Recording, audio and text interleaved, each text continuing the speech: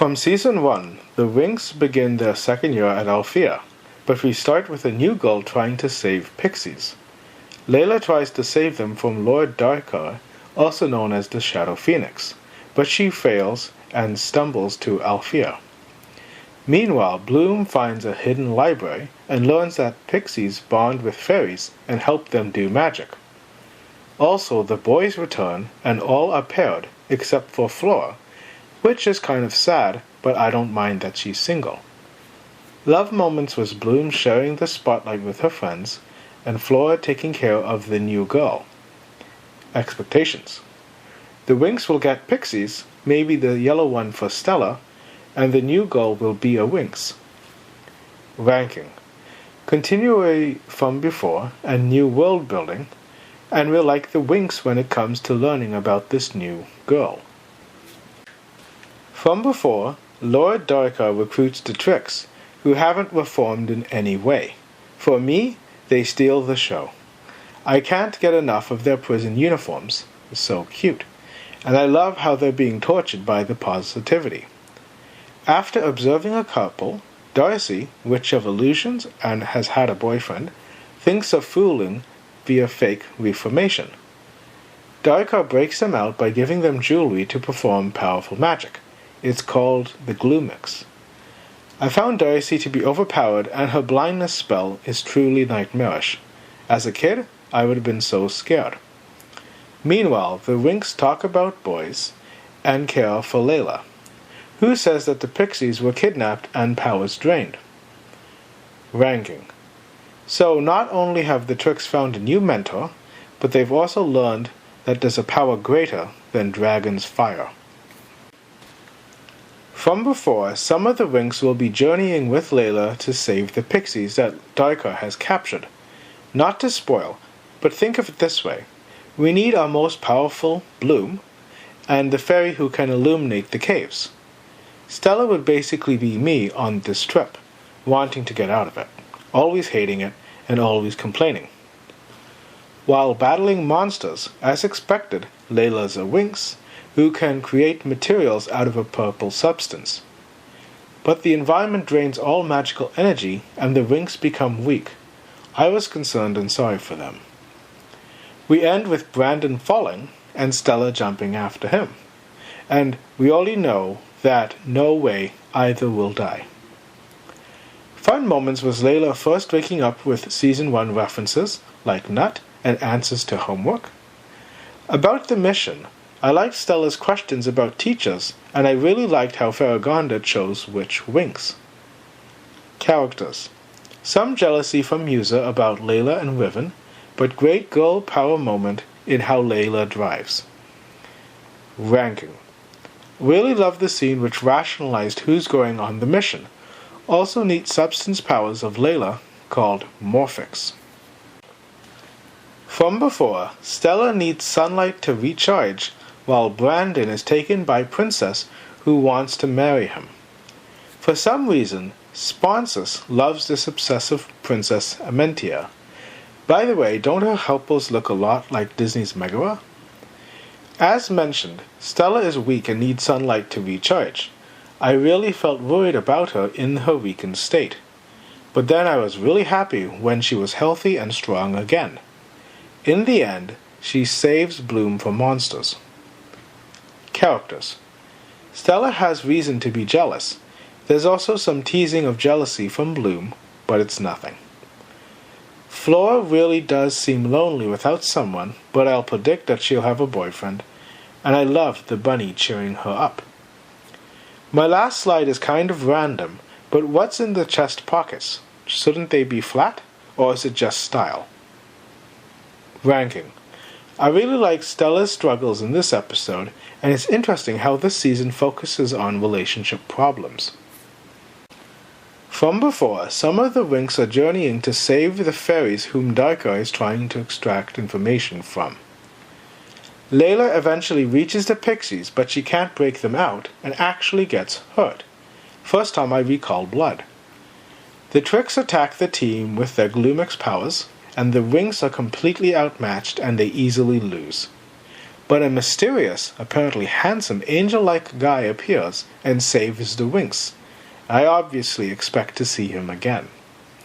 The Pixies appear, and Stella bonds with Amore, the Pixie of Love, and Bloom bonds with Loquette, the Pixie of Portals.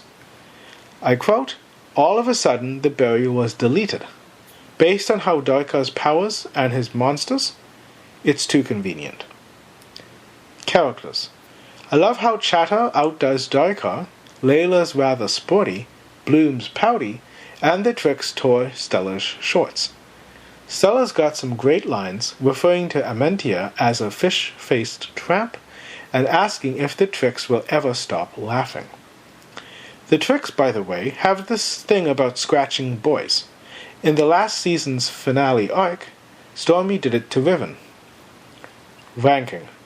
With Darkar being so powerful and spying on our good characters, it's hard to think that anything with the Pixies happens by accident. From before, Stella is angry about Brandon and Amentia. I'll say that I'm not interested in this marriage story, nor the humor. But I like the moments of Bloom helping Stella, and Brandon yelling Stella like it's Streetcar Named Desire. I loved young Brandon pictures, and I'll wonder if we'll see others, but little girl Flora would probably make my heart explode. The conflict is resolved via the smart moves of Amore, which I won't spoil because I really enjoyed it. Ranking. It's kind of a high ranking, but that's due to Amore and how she ties up the Downland storylines. From before, the Winx return home and there's bonding happening. Overall, expect lots of Pixie stories this season. Digit and Tekna bond, Tune and Musa, and Chatter and Flora. But unfortunately, the bunny is left out. Anyways, the Pixies and Layla stay at Althea. Soon a large stone appears and the girls can't destroy it. Later, it's revealed that Farragonda set up the stone, and the guy who saved the Winx from the Trix is a new teacher. Also in this episode, Farragonda gave some Pixies objects which must remain secret, and that's all she said. Characters. This bunny named Kiko has been around from the very beginning, and I really like his reactions. Guy spies on Bloom, who's been ignoring him. She's with Avalon, that new teacher. Anyways, I don't like the spying. As for Avalon, it seems like all the girls are crushing over him. I don't get it, but I expect lots of episodes involving him. Ranking. I like how this season is setting up good mysteries, both short-term and long-term, but lots of jealousy stories too. From before, the Trix are undercover, trying to get the Codex from Red Fountain for Darkar, and that's the story. But the joy of this episode are the character moments. We see Myrta so happy to meet Lucy, but she gets ignored. I loved seeing Stormy in stylized sailor outfit, Darcy with her old glasses, and Icy's hair without a ponytail. After a few close calls, a monster serves as a distraction, but there's too many guards, and so the Trix have to wait. Flora meets who is virtually assured to be her boyfriend. Due to this, I expect Layla will have somebody too. Meanwhile, Stella and Brandon flirt with others, Tekna makes a romantic game, and Sky's jealous of Bloom Avalon. And just for Icy, I can't get enough of this strut.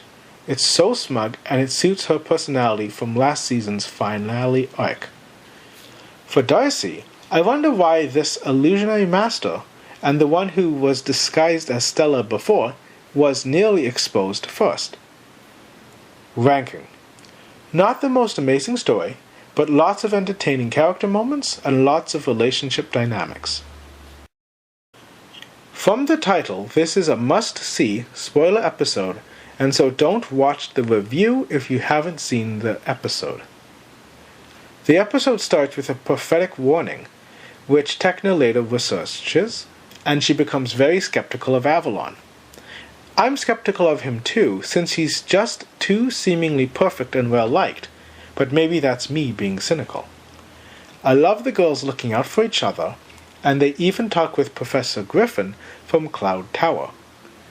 The episode goes back and forth between how we should perceive Avalon. Is he good or too good to be true? Characters. With Bloom, Avalon has been helping her figure out her birth family. I love the gradual build-up. Stella, for a few episodes now, is apparently a big eater. Nothing game-changing, but her hunger is fun. In an odd scene, a student using magic against Stella during a classroom demonstration. I don't know where this came from. Ranking. I wonder how many more prophecies we'll get, and if we'll have more episodes of this back-and-forth nature. From before, Bloom's continuing to be insensitive towards Sky by effectively replacing him with Avalon. But the main story is the trick stealing the Codex. I liked how Riven noticed Darcy's, his ex-girlfriend's, magic. The tricks are pretty snippy at each other, and there were funny moments which you should see in full for yourself. Without spoiling things, we have a great moment from Timmy, and then a melodramatic scene with Bloom and Sky. Characters. I really like seeing Griselda do her magic, and making sure that the girls were trying and improving. With that, what's with this jester costume? She looks good, but I watched her so much that it seemed out of place. In general, this season's main conflicts involve Darker and the Pixies, and the secondary conflicts are romance and jealousy. During the battle, I did like how Flora didn't mind at all when her boyfriend went to help Tekna. No jealousy at all. The rest of this review relates to the best parts, which are spoilers, so don't watch unless you've seen the episode. With the tricks, I thoroughly enjoyed watching them trying to figure out the scale and how virtually every object could have been the answer. With Timmy and Tekna, earlier, she didn't like how he wasn't directly fighting, and now he's not stopping the tricks. But I would say that he was right. You can wait to find the tricks, but you can't wait to save Sky's life. Smart move, Timmy. It's like the Season 1 Date with Disaster, where Bloom gave up the ring for Stella, and even then, Tekna was unhappy. I also loved Icy's taunting of another boy trying to play hero. Overall, great scene, and hope Tekna will understand why. Ranking. The funny tricks moments and the smart Timmy moments are what made this episode for me, and I'm sure Bloom's healing will happen again. From before, Darker makes the Pixies homesick so that he'll relearn where the Pixies' village is, but the Winx save the Pixies. It's kind of cute, I guess, sort of like little kids acting out for silly reasons and their moms know that something's wrong. There's some action with a monster who explodes when killed, and it's interesting how they can't fly with messy wings. Other happenings was Bloom learning healing spells, more boy-girl problems, and Flora being romantic. Ranking. As you can see by this review's length, the story is a bit too simple and doesn't seem particularly influential. From before, like Season 1, Darcy messes up the simulator room, but here the Winx are learning to combine magic. We begin with Jared, a fan of Musa, who, except from collecting pictures of her, seems like a nice, normal guy. He's researching the simulator, but I couldn't help but think that he's so much better than Riven, but Musa politely rejects him. I was exactly like the girls in this episode, wondering what was happening, even if it's not my business. Considering that Darcy made me feel sorry for Riven, I prepared for a heartbreaker. Cool gypsy costume for Darcy, though. Without spoiling where this is headed, let me skip to the climax where the Winx are successful in combining their magic. My expectation is that combining magic will happen again, like how it did in Season 1 in The Crown of Dreams. Characters. Layla feels like she doesn't belong, and though Stella's no help whatsoever, Musa's there for her. They have a slumber party, and they talk about boyfriends, and it includes a personation of boys from Layla. My favorite moment was a story of Stella's first crush. It's good for her that she can tell embarrassing stories. In the end, Stella gets a bit more aware, and she makes sure to include Layla in the final group picture. As you can guess, there's lots of Stella in this episode, and your like of this episode will much depend on her. As a character, she does well at combining the themes of this season, the new girl Layla and the romances. Ranking. It's most likely a hit-or-miss episode, but all the storylines worked well enough for me. Darcy's malfunction, Musa Jared, and Stella Layla. From before, some girls skip school to go to Earth. As for the others, as usual, there are relationship issues. On Earth, I liked how Stella forgot you can't fly. And I loved how only kids could see pixies. Too cute and too true. Layla and Musa go to a club, get into a fight, which escalates to them being saved by other Winx and then teachers. Minor scenes are Techna not liking Timmy's gift, Bloom and her mom, Flora being shy, and Layla's childhood friend. Layla was raised to be a princess. She was lonely but danced with her friend Anne. Also, Layla's scared of the dark. Expectations. Personally, I thought Anne's story would end tragically. Since it didn't, I expect to see her sometime. Ranking.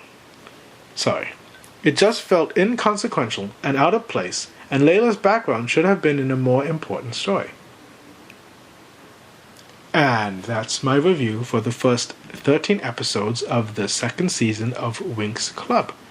The next video will be the second half. Winx Club is directed, created, and produced by Iginio Straffi and his company Rainbow S.r.l. in co-production with Rai Fiction.